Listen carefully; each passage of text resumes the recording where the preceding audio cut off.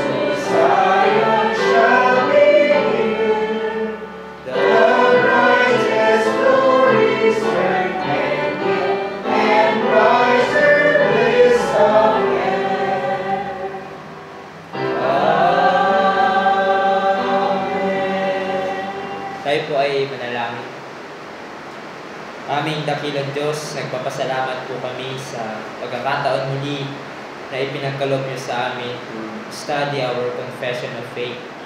Despite, Panginoon, ng masamang panahon, nagpapasalamat kami dahil binigyan niyo po kami ng kalakasan, ng safety na makapunta kami sa lugar na ito upang makapakinig muli ng inyong mga salita.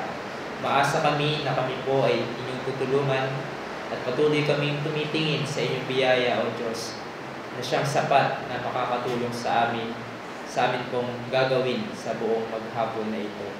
Salamat po, Panginoon, sa inyong mercy na sariwa tuwing umaga at araw-araw, Panginoon, at patuloy namin itong nararanasan sa aming buhay.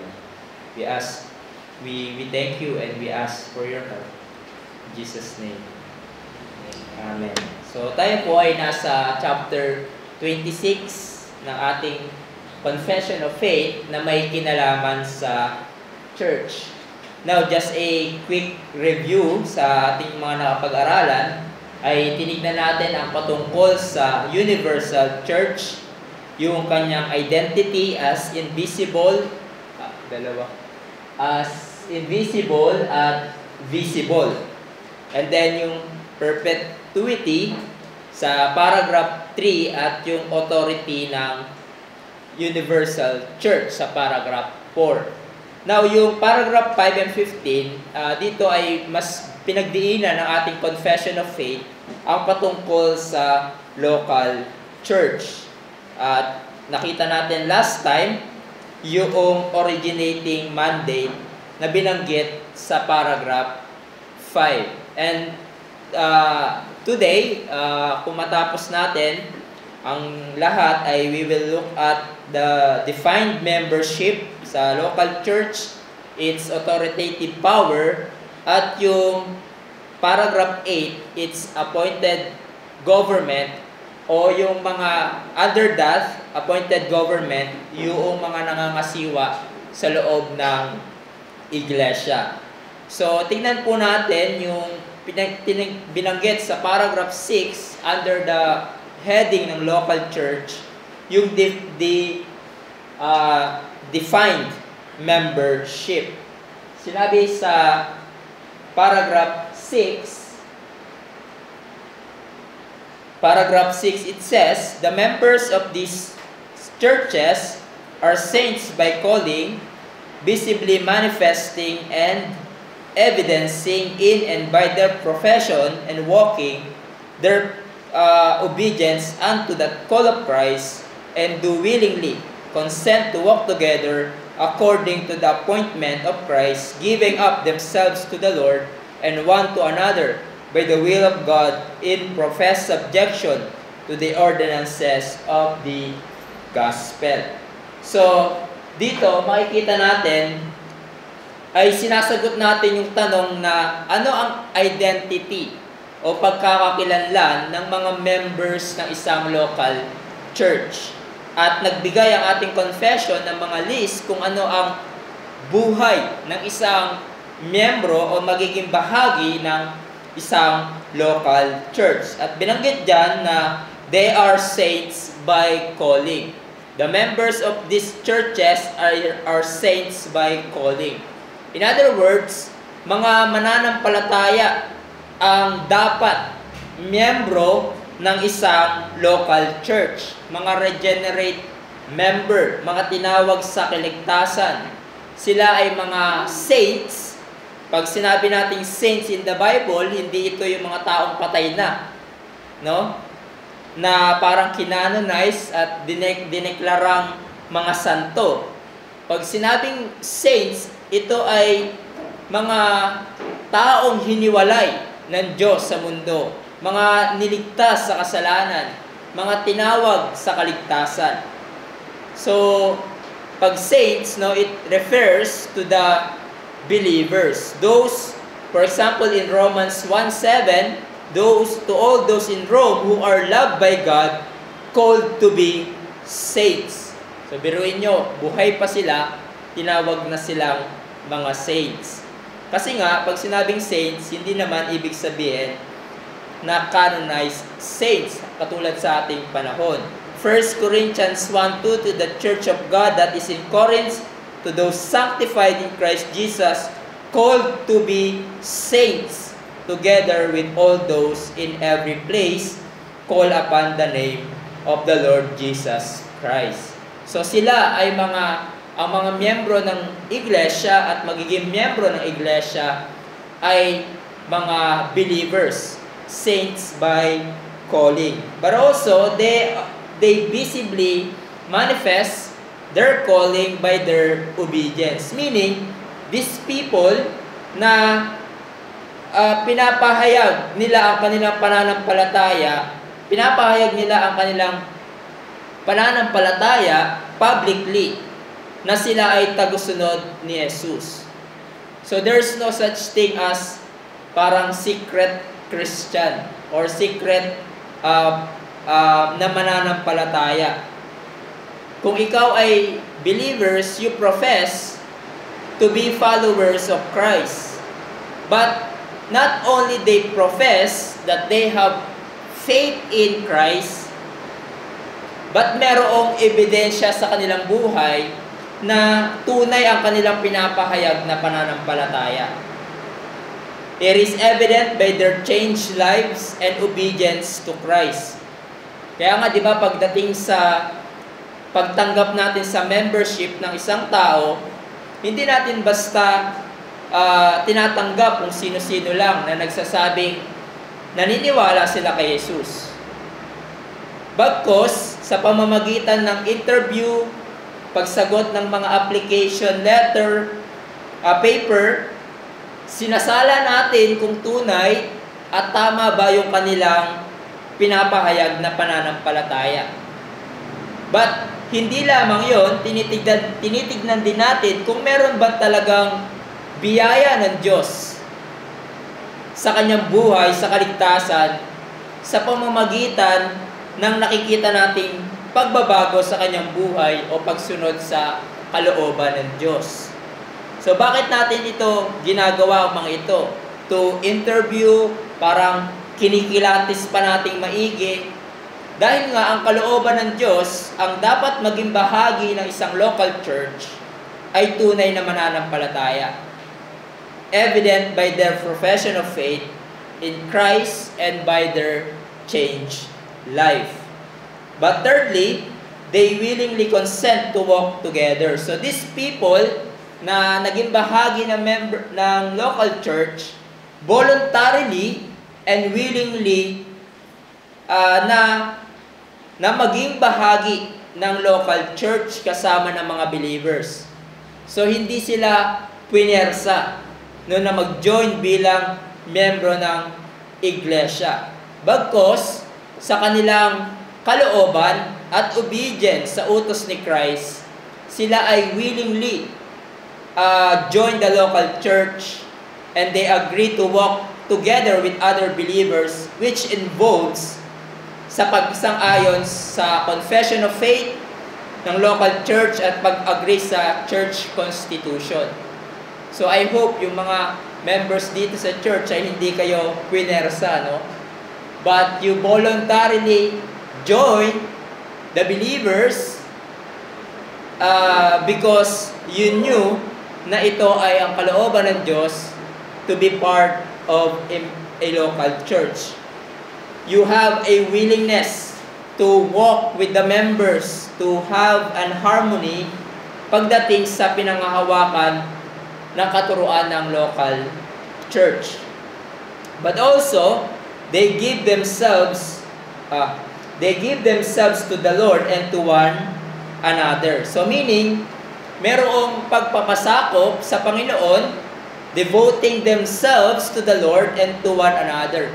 In other words, merong commitment sila.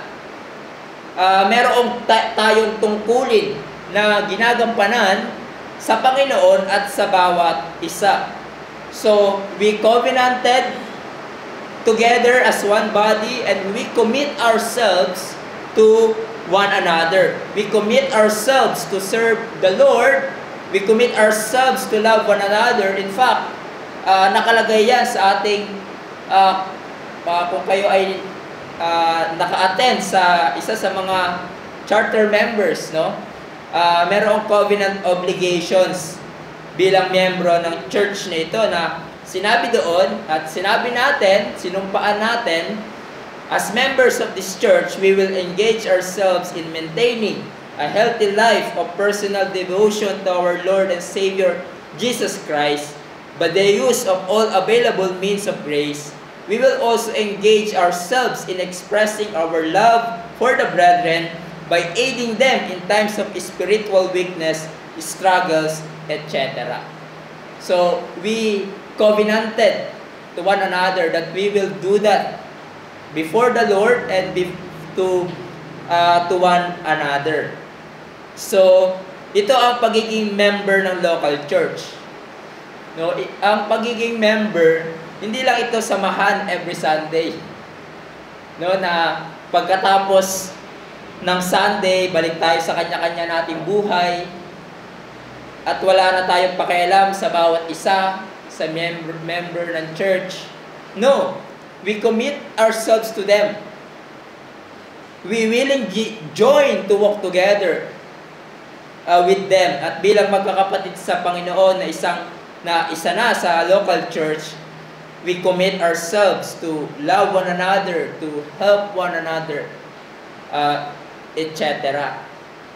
And then, they follow the ordinances of the gospel o yung means of grace. So, these people na member ng local church observe the means of grace that Christ has given for their spiritual nourishment.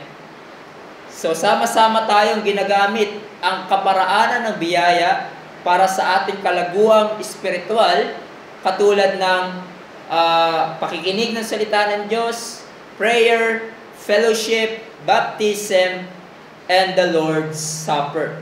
So, you see, bilang members ng local church, we are identified as those who visibly manifest their calling by their obedience. They give themselves to the Lord and to one another. So ito ang pagkakakilanlan natin bilang members ng church. At kung nagnanais kayo voluntarily maging membro ng church na ito ang buhay, ang identity ng members ng local church na ito. They are saints by calling. They willingly consent to walk together. They follow the ordinances of the gospel. They visibly manifest their calling by their obedience. And they give themselves to the Lord and to one another.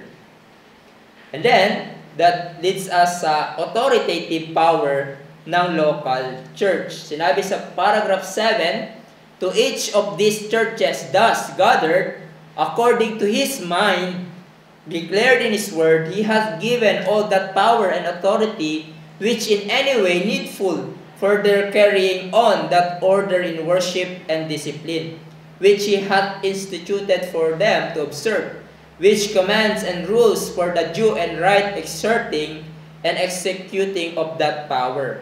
So, dito sa paragraph 7, ay tinatalakay yung power and authority na nagre-reside or possessed by the local church. No? So, yun yung binabanggit sa paragraph 7. And so, tignan natin yung recipient ng authoritative power na ito. Very clear na sinasabi diyan na each local churches has authoritative power given to them by church. Now, by Christ, sorry. By Christ. Kasi yung babanggitin ko, yung iba, no, yung denominational group, parang sila yung may power. Hindi pinagkaloob ng Diyos ang authoritative power to any denominational group. No? Kundi, sinasabi diyan, merong autonomous ang bawat local church. Ang ating Panginoong Jesus was authority over all, even sa church, because of what He has done and accomplished. God the Father has given Him all authority in heaven and earth and under the earth. Kaya pwedeng sabihin ni Jesus, di ba, na all authority has been given to me in Matthew 7 and Matthew 28. At dahil sa authority na yan na meron si Jesus, ay nag-delegate din siya ng authority to each local churches. So ang bawat local churches ay pinagkalooban ng authority ni Christ upang ang bawat local churches ay maging self-governing church o yung tinatawag nga na autonomy of local church. So hindi sinabi na ating confession, it was given to a denomination na consists of churches. No, our confession says each local, bawat isang local church ay pinagkalooban ng power and authority in Christ, by Christ, para magawa nila ang kanilang functions as a church.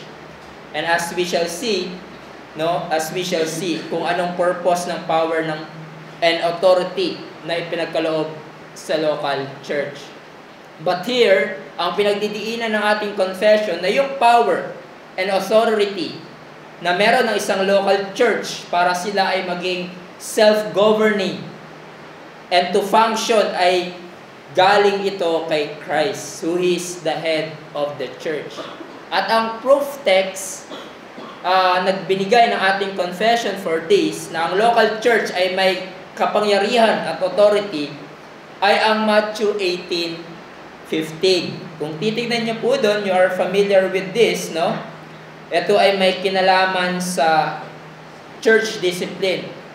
Kung saan makikita natin dito ang authority na binigay sa church para i-disiplina o i-excommunicate ang isang taong naging bahagi ng local church na nagpapatuloy sa pagkakasala.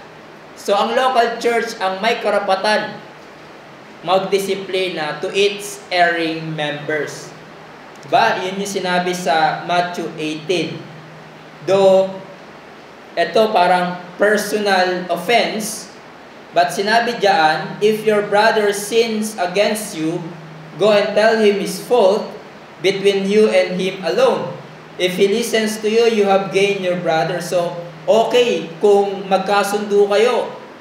But if he does not listen, take one or two others along with you, that every charge may be established by the evidence of 2 or 3 witnesses.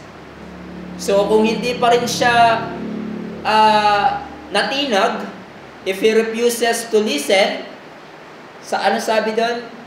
Tell it to denominational leader. Yung ba sinabi? Tell it to association. Ang sinabi, tell it to the church.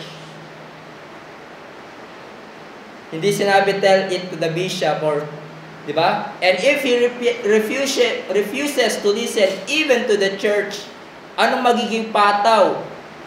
Let him be to you as a Gentile and tax collector. Truly I say to you, whatever you bind on earth shall be bound in heaven. Marahil naririnig niyo yan sa mga Pentecostal, no? But they interpreted it out of context. And whatever you lose on earth shall be loosed in heaven. So the point of this is that pinagkalooban ng authority ni Christ ng power ang church in this kind of issue. So in fact, sinabi ni Jesus, kung tama yung pag-excommunicate nyo sa taong ito, Jesus respect that. I am in your midst. Yun yung ibig sabihin ng whatever you bind on earth shall be bound in heaven, whatever you loose on earth shall be loosed in heaven. Because Christ has given them the authority, they have the right to do this. No? Hindi pwedeng yung na-excommunicate mag-appeal sa outside the entity ng local church na hindi nyo pwedeng gawin sa akin yan. No. The local church has the right and power to excommunicate its erring members. Same thing sa 1 Corinthians 5:1-5. Remember that? It is yung may na-report na may nagpa-practice ng sexual immorality among the Corinthian church, at sinabi ni Paul doon na it is actually reported that there is sexual immorality among you, and of kind of that is not tolerated even among pagans, for a man has his father's wife. Merong incense. Sabi ni Paul, you are arrogant. Pinagmalaki pa nila. You ought not rather to mourn that him who has done this be removed from you, for though absent in body, I am present in spirit. And as if present, I have already pronounced judgment on the one who did such thing. When you are assembled in the name of the Lord Jesus Christ, and my spirit is present with the power of the Lord Jesus Christ, you, the church, are to deliver this man to Satan for destruction of the flesh, so that his spirit may be saved in the day of the Lord. So, sinasabi lang dito ni Pablo, without getting into details, sa local church in Corinth, you have the right. You have the right to carry out the authority, the power na idisiplina ang taong nagpa-practice ng sexual immorality among you, na hindi dapat pinapractice ng isang member ng church. You need to take an action, sinabi ni Paul.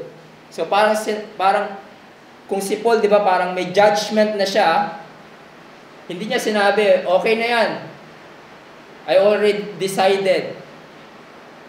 Pero sinabi niya, pinatawag niya pa rin yung local church, di ba? You need to take an action bilang local church na ipataw ang nararapat na disiplina sa sinning member. So, that's the recipient ng authoritative power ni Christ. authoritative power given to them by Christ, yung each local churches. But its origin, sabi doon, to each of these churches thus gathered, according to His mind declared in His word, He hath given them all the power and authority. So yung pinagmumulan, yung source ng authority na meron ng local church, sinabi diyan, ito ay nagmula sa mind ng Diyos, declared sa kanyang salita. In other words, yung Bible.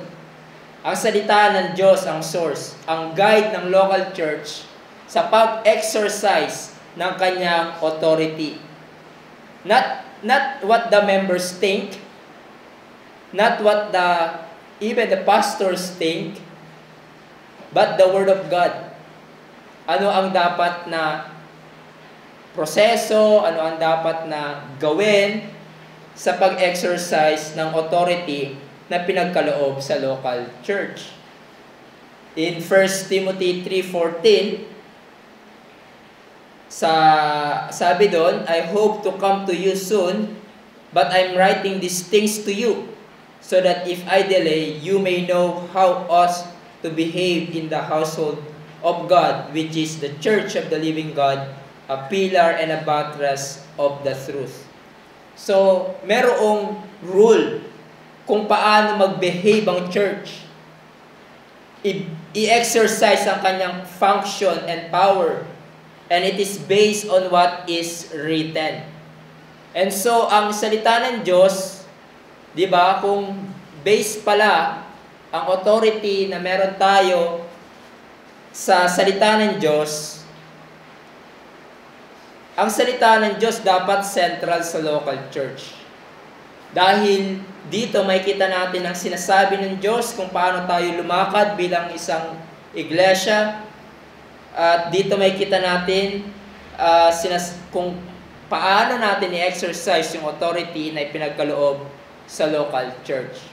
So the Word of God is sufficient to guide the local church what it must do and what must be their ministry and practice. So hindi natin kinakailangang kopyahin ang iba, ang sanlibutan, lalo na kung paano natin patakbuhin ang iglesia. Kung paano tayo kumilos sa loob ng iglesia. Ang salita ng Diyos ay sapat na magtuturo sa atin kung anong dapat nating gawin. Okay? Then, yung purpose naman ng local church, its purpose for which is in any way, sabi doon, needful for their carrying on that order in worship and discipline which He hath instituted for them to observe. Excuse me.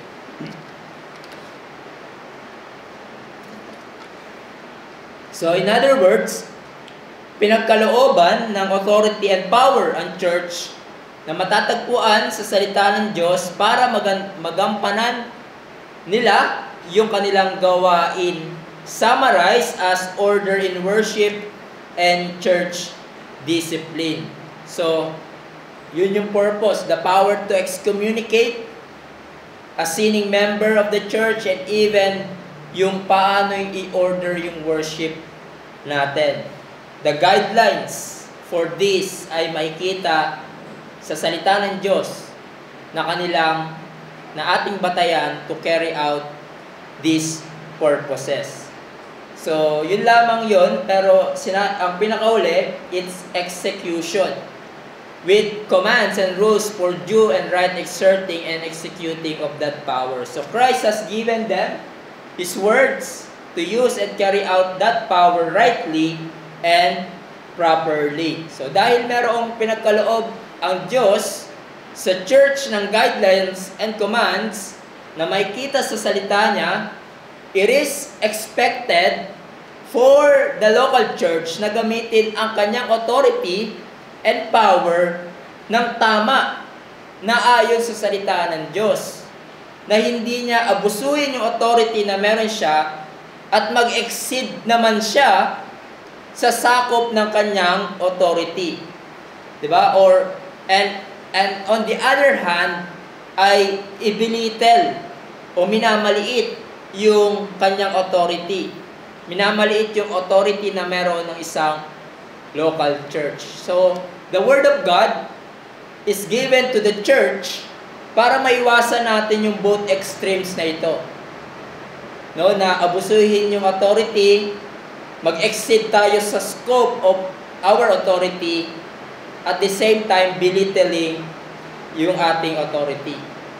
So, huwag nating maliitin ang authority na meron ng isang local church, because the authority na meron ng isang local church to its members ay si Christ ang nagkaloob ito. Therefore, it must be executed with care and faithfulness. On the other side, huwag din natin itong abusuin. Ang isang paraan para maabuso natin ang authority ng local church ay kung ilampas nito ang kanyang authority to other churches. Diba, yung iba, pinapakialaman mo yung affairs ng ibang churches. Prone dyan yung mga malaking local churches, influential na church, na manghihimasok sila basta-basta sa affairs ng ibang local church. Well, of course, iba naman kung like magkaibigan yung pastor, no? Pwede silang mag-usap, magtulungan kung ano ang dapat gawin, or lalo na kung matanda na yung pastor na yon, and you can have an advice or counsel sa kanya kung merong gantong sitwasyon na parang bago sa inyong church. Pero yung manghimasok ka basta-basta, di ba? Ibang usapan na yon. Nag-i-exceed ka na sa scope ng authority na meron ka lamang, lalo na kung ikaw ay isang pastor. So, ang sinasabi ng salita ng Diyos, ang sakop lang ng authority ng isang local church ay ang members nito. Kung titignan nyo yung, hindi na tayo tutungo dyan, but I assume you are familiar with the 7 churches of Asia in Revelation 2 and 3. Diba? Ano makikita nyo doon? Makikita nyo pinagsasabihan ni Christ yung mga erring churches. Diba? Dinidisiplina sila ni Christ. Kung hindi kayo magtino, I will remove the lampstand. So, merong ganon, di ba? But each church ay responsible lamang for its own members and their discipline. Hindi sinabi ni Christ, for example, Church of Ephesus, kayo yung magdisiplina sa church ng Laodicea. No local church is not one local church is not told to act for the discipline of other church. So, pare-pareho silang ni-rebuke ni Christ, nag-issue ng rebuke si Christ, but responsible sila sa kanilang church na ayusin ang problema ng kanilang iglesia. They are not told na pakailaman o ayusin nila yung problema ng ibang church. So, sana makita natin, no, na though self-governing tayo na local church and we are given the authority by church to execute ang kanyang kalooban para mag-function tayo as a church ayon sa kanyang kalooban, at ito ay malaking privilege na pinagkaloob sa atin, but we must understand na malaki din ang ating pananagutan kay Christ, the head of the church, when we abuse the authority given to us. When we exceed our authority in unwarranted manner. malaki ang ating pananagutan sa head of the church na si Christ. So huwag din nating makaligtaan na ang importansya ng salita ng Diyos sa buhay ng iglesia. The Word of God must be central to each local churches. Lalo na sa ating church, the ministry of the Word must be central to each local churches, for it is our sure guide and rule on how to function as a local church that brings glory to God. But then, lastly, yung its appointed government. So makikita natin yan sa paragraph 8 to 13. At iisa-isahin ng ating confession of faith yung mga appointed government o yung governance sa loob ng iglesia. So, but this time, titignan lang natin yung paragraph 8, yung identity of its government. Okay? A particular church, sabi sa paragraph 8, gathered and completely organized according to the mind of Christ, consists of officers and members, and the others appointed by Christ to be chosen and set apart by the church, so called and gathered for the peculiar administration of ordinances and execution of power or duty which He entrusts them with or calls them to be continued to the end of the world, are bishops or elders and deacons. So, una, a complete organized church o isang local church is composed of officers and members. So, ang isang local church ay binubuo ng mga leaders, just like the pastors, at ng mga deacons, office of deacons, at ng mga members nito. Now, hindi ibig sabihin na ang isang church, kung walang pastor, ay hindi na tunay na church. But bilang isang organized local body, there must be leaders and members. No? Kaya nga si Pablo, pagdating niya sa, di ba sa kay Titus, sinabi niya kay Titus, mamili ka. No? Pag-appoint ka ng mga church leaders dito sa mga local churches sa Crete. But bilang isang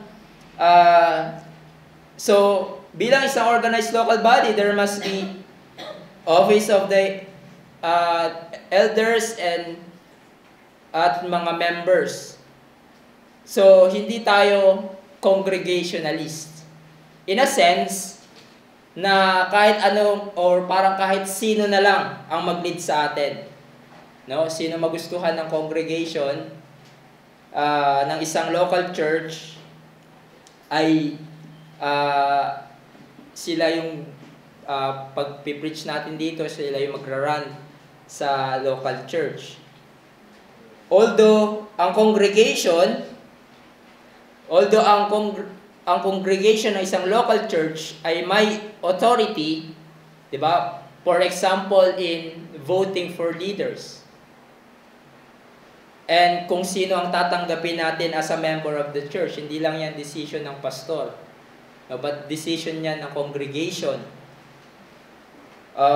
But as organized church, makikita natin sa Bible na dapat merong set of leaders at makikita natin yan sa kay Titus kung saan si Paul, 'di ba, inutusan niya si Titus na pumili ng magiging leaders in each local churches sa Crete. And then, a completely organized church or a local church is led by bishops, elders and deacons. So, sa ibang denomination, yung bishop and elders, magkaiba pa yung office, no? Yung mga Episcopalian, so meron pa silang, yung iba nga, meron pang youth pastor, mga worship pastor, etc. But the Bible is clear na yung elders, bishop, or pastors are all the same. are all the same office. Anong proof text natin dyan? Tingnan natin yung Acts 20. Acts 20 verse 17. And then, we'll jump sa Acts 20:28. No?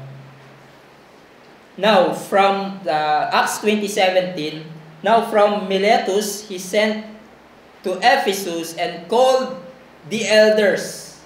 Okay? Or sa Greek, presbyteros or presbyter. So, tinawag siyang elders of the church to come to him. And then in Acts 20:28, nung nag-gather na yung elders na ito, sinabi ni Paul sa kanila, pay careful attention to yourselves and to all the flock in which the Holy Spirit has made you episkopos in the Greek, or overseers, or yung sa ibang translation ng King James, bishop. No? Bishop. Tapos sinabi niya, to care or to shepherd, poimano in the Greek, which means to pastor, to shepherd for the church of God, which he obtained with his own blood. So, magkakaiba ba yan? Meron bang hierarchy dyan? No, isa lang ang kausap dito ni Paul. Mga elders.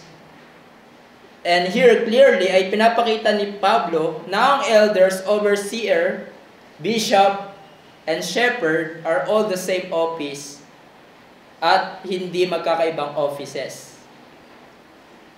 Okay? So, same office lang sila, but meron silang different, parang in different angle, different roles, no?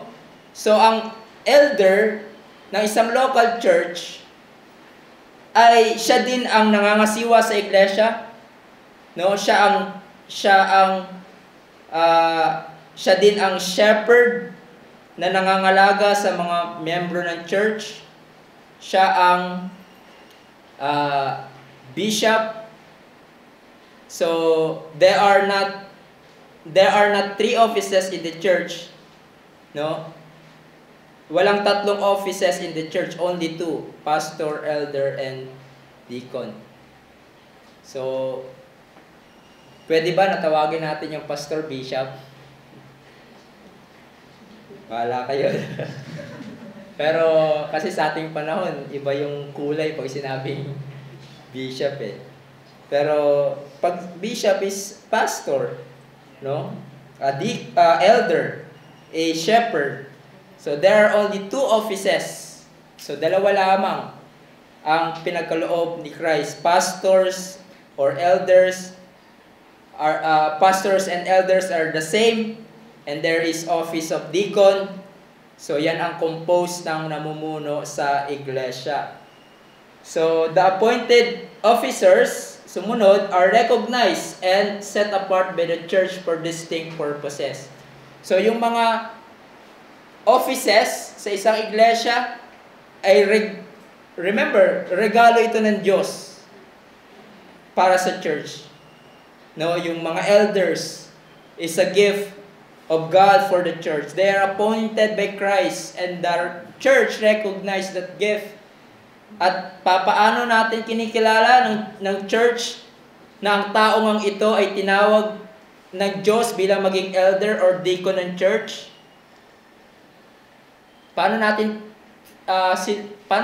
nalalaman na eto sa eldership to?